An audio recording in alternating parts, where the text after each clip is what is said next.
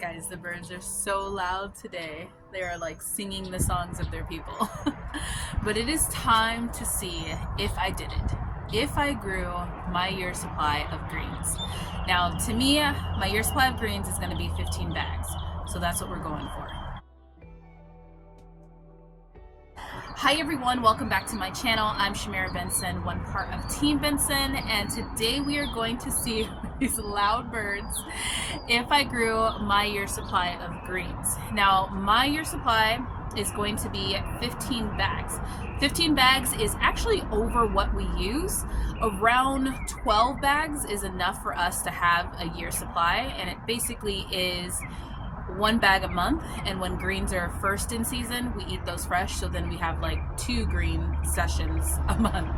Now, we have a very diverse diet here in the Benson household, so we eat a lot of different things throughout the month.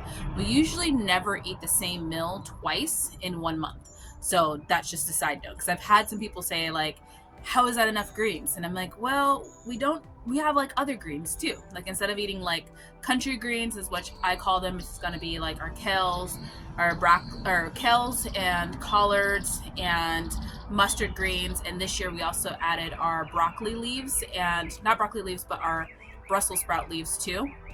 But we also have like our Swiss chards, and we have our amaranth, and we have all these other different things that we eat, our spinaches, all these different things. So we are eating greens in a sense throughout the month, but it's the type of greens, we typically only have them once a month. But anyways, let's get to where I have been growing my greens, and let's get them all pulled up. So guys, I think it's kind of funny because I yelled out, quiet, I'm trying to film a video, and the birds quiet it down. So we are gonna start out past here because I feel like the sun is getting ready to hit this area first. I'm out a little late, and we are gonna grab those greens. But first, let me show you this, guys. You guys see that? That little ladybug right there? So guys, I just did a video on how I like to kind of let my garden just be when it comes to like bugs and like using the sun to sterilize the soil, all those different things. And that is my first ladybug I've ever naturally gotten to my garden. Now, I have released ladybugs in my garden. They lasted about like a day, and then they flew away. So it was a waste of money, and I still had the aphid problem. But back then, when I was doing that, like when I was trying to figure out how to get rid of aphids, I literally was using, like I was spraying like some of like the natural things like neem oil, stuff like that. It was burning my plants. It was doing all these crazy things. But instead, I've decided to go all natural, and I have been for the past like 4 to 5 years. And what that's done is it's brought in the natural predators. In my potato bed where that ladybug is, there's also a bird. So like little beetles and stuff like that, like I really never get on my potatoes because I always typically have a mama bird back here that eats a lot of those bigger beetles and like things like that. And then now I have ladybugs. Okay, back to greens. Okay, so this was going to be my green pile that I kept the longest. These are my collard greens, and I'm deciding that I am just going to go ahead and pull them because also, as you can see here, the celery is starting to bolt. So what I'm going to do is I'm going to pull all of the greens in this video. The next video I'm probably going to do celery to see if we hit our one year supply of that, and then we're going to let the onions come in and try and get those to bulb up.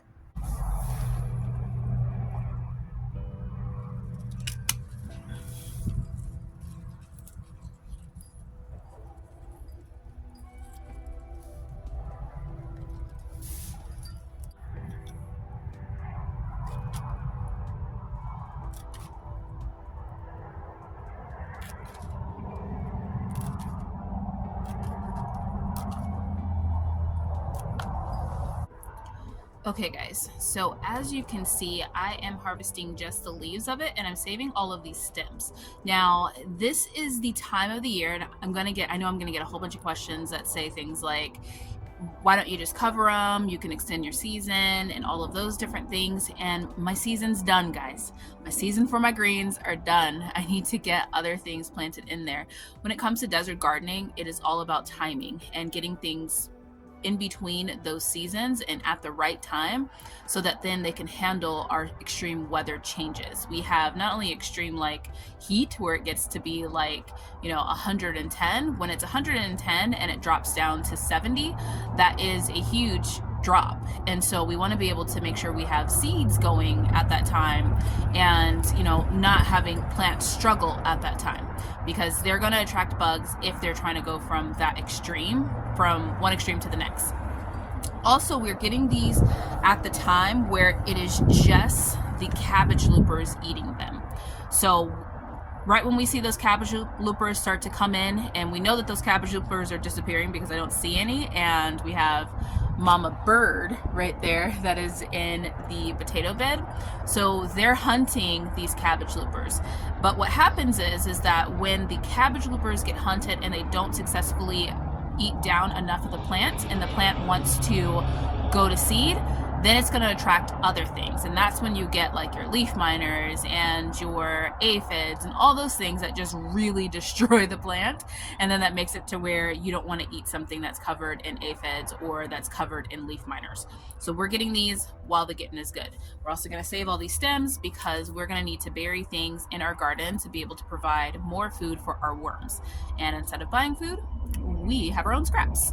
Guys, I feel like the mama bird is starting to get used to me now, to where she's not like so afraid when I come near her, just come near the potato bed.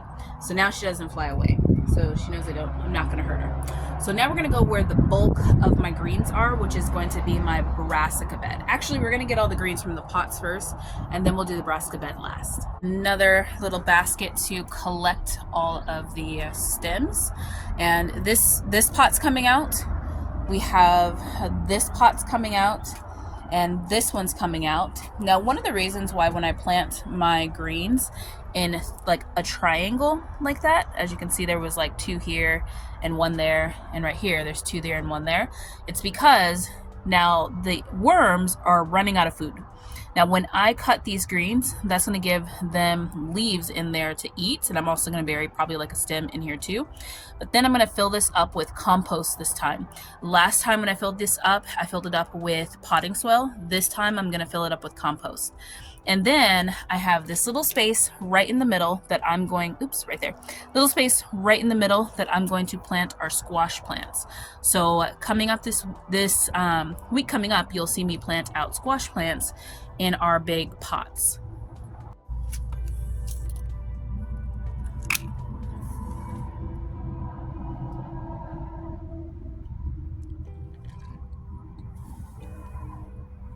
Now guys, these plants had a lot more heat to them, so they attracted a lot more worms.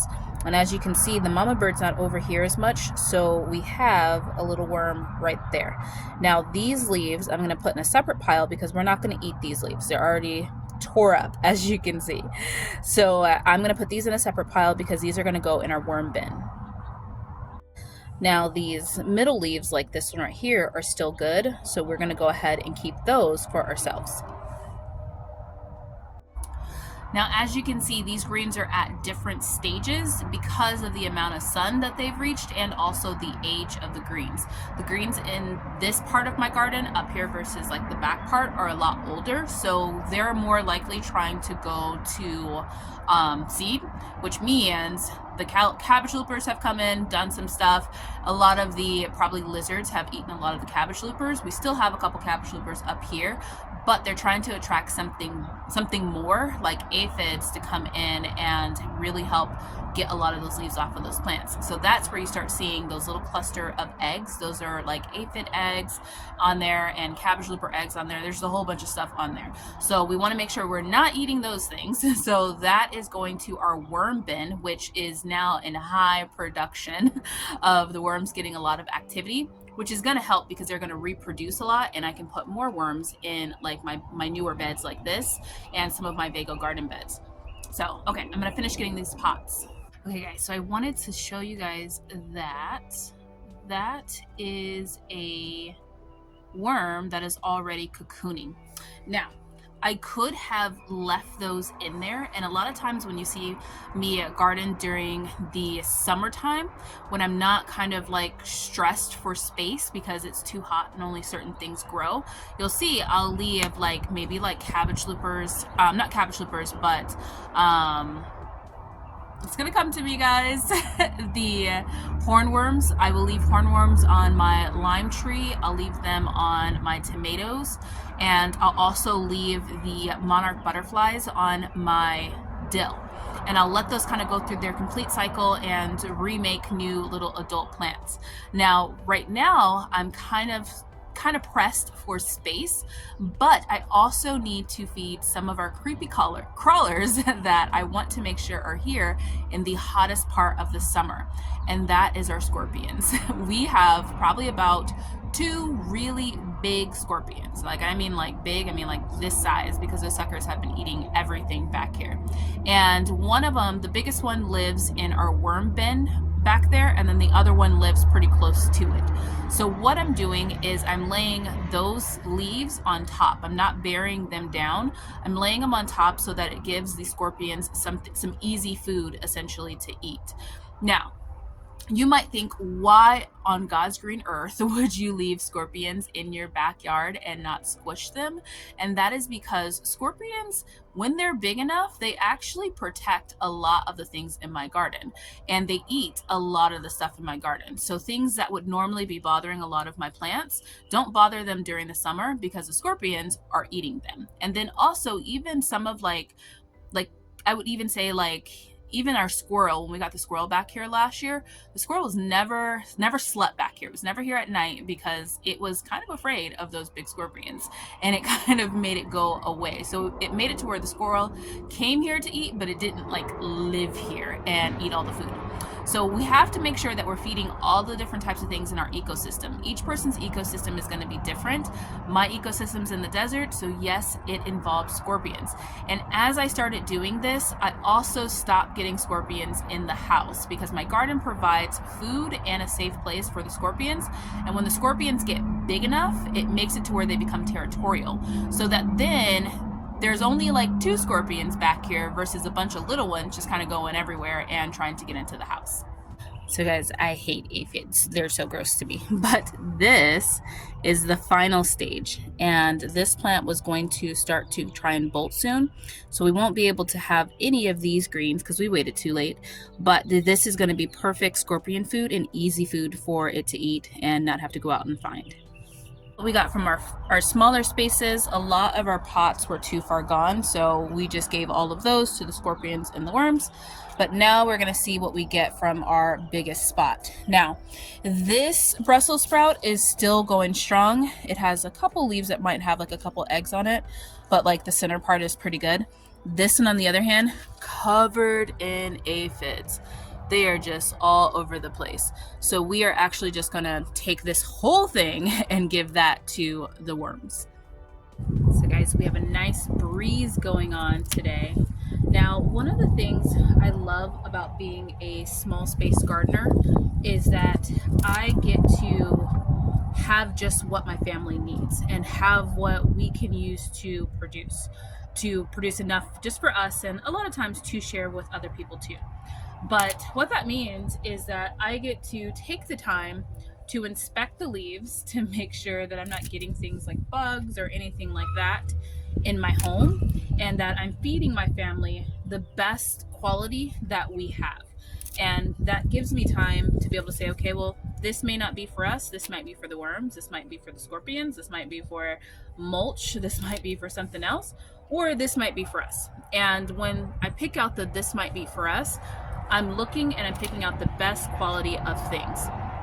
Now, this comes from being a small space gardener because we only plant so many plants. I don't have a field of Brussels sprout leaves that I need to go through and decide which is the best. But it also comes from being able to like harvest often so that then I don't have to have all of those leaves and or all of those plants essentially. So harvesting often makes it to where you have a lot of something, but it also makes it to where you don't have too many of something that when you need to really inspect it, make sure that it's healthy and good, that you don't have the time not to. that was a long-winded way of saying you don't need a lot of plants in order to have a lot of food. Now guys, why was my other one covered in aphids and this one, not literally, I probably had like maybe 2 little clusters of aphids on it. So why is that?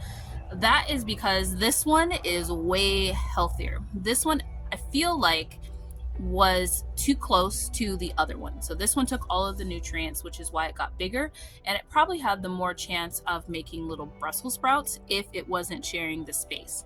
So I think that I'm going to try Brussels sprouts one more time, and this time I'm only going to plant 1 in this space versus 2, and then we're gonna see. You never give up, you just keep trying until it works. So guys, I'm literally down to like the last 2 plants, and I finally found 1 little alive cabbage looper. Yes, so we did find 4 in cocoons out of all the areas, but only 1 alive. That's how you know Mama Bird is doing her job. We're actually gonna go put this close to the worm or the potato bed so that then she has a little snack. Hey guys, so after all of that, this is all we were left with. We're gonna take this in the house, wash it up, and see how many bags we ended up growing this year. Now I did have a lot that if I had picked it all, I would say maybe 2 weeks ago, we would have had way more. But that does give me a lot of food that I can potentially, 1, let dry out so that we can use it as mulch, because as the plants dry out, those aphids will die or something will come and eat them. And then we can use those leaves as mulch once they're completely dried out. And then the other ones we're going to use as food for our worm bed right now, so that then we're not using our freezer food. So let's get this in the house, see what we got. These are going to be some happy onion and garlics because now they have full sun. But look at it guys, the bed is all empty now. It's so weird to see because it's been full for so many months now. Okay, I swear I'm going inside to get these greens, but guys, these peppers, these are a thing of beauty. So many peppers. Actually ended on bag 12. I thought we were 13, so I think I said 13 in a short. But we have all of our greens that are washed and ready to bag up. So let's see how many bags we're gonna get. I don't know if we're gonna make it to 15. And the final count for our year supply is 13 bags, guys. We were 2 away from our goal, but that gives me 1 per month plus an extra. And that's even during green season. Okay guys, so that is 13 bags of my mixed greens. If I add on my bags of Swiss chard, I have 2 bags of Swiss chard in the freezer too. So that would give me 15 bags, technically. 15 bags of vitamin K. But I'm pretty proud of myself, guys. I cannot believe I grew all of that in a little small space garden that also didn't even include what we ate just throughout the year or throughout the winter of it growing, because we also had about maybe 4 or 5 pots of just mixed greens too. So, and if I had have pulled those greens, guys, if I'd have pulled those greens just 2 weeks earlier, I probably would have made it to my 15 bags, because we had a full bucket, maybe a bucket to 2 buckets full of greens that just were too bug ridden for me to even want to bring them in my house. So there's that. So I think technically we did it. Technically we did it, guys. Well, I'm pretty proud of myself. I hope that you guys are working on your year supply challenges, and I hope that they are going well for you. And until next time, grow yourselves a garden, because even a small space can provide you with tons of food.